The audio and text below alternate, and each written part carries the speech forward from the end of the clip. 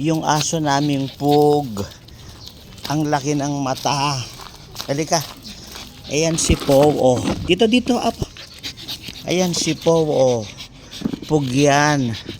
Ang laki ng mata. Ayan, oh. Tingnan ninyo, oh. Tingnan ninyo yung aso namin, oh. Ang laki ng mata. Oo, hindi siya gwapo. Ganyan lang siya kalaki, hindi siya lumalaki. Si Pow, si Pow the Pug. Oh. Habol. Habol.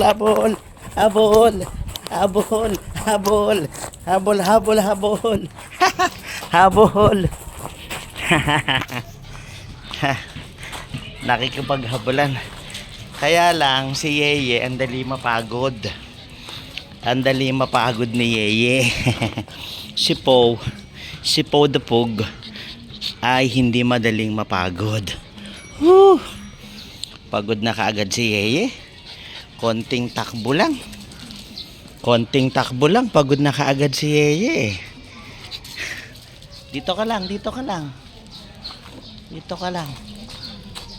Meron pang ano ron, Pomeranian, may poodle. Eh hindi pwedeng pagsabay-sabayin. Kasi minsan nag-aaway-aaway eh. Pasok ka na ba? Tapos yung dalawang poodle naman ang pakawalan din natin. May isa pang poodle. 3 poodle siguro pwedeng sabay-sabay. Pero lang si Pomeranian na matapang, masungit. May isa pang poodle siguro hindi pwedeng isabay din sa paglalaro. Kasi siloso yun. Pasok ka na?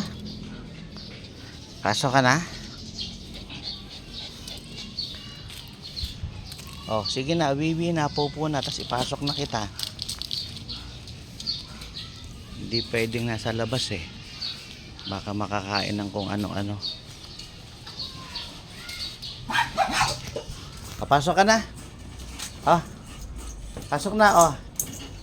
Pasok na rito. Pasok na, dali na.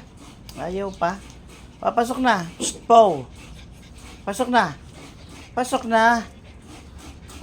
oh. Pasok na. Ayaw pa. Wala. Ayaw pa. Miga pa, oh. Miga pa. Oh. Tama na. Oh, dito na. Oh, pasok na rito. Shh. Oh, pasok na. Dito na. Ay sus, tumambay pa riyan. Tumambay pa. Kasama ng mga poodle. O, tama na, pasok na kita.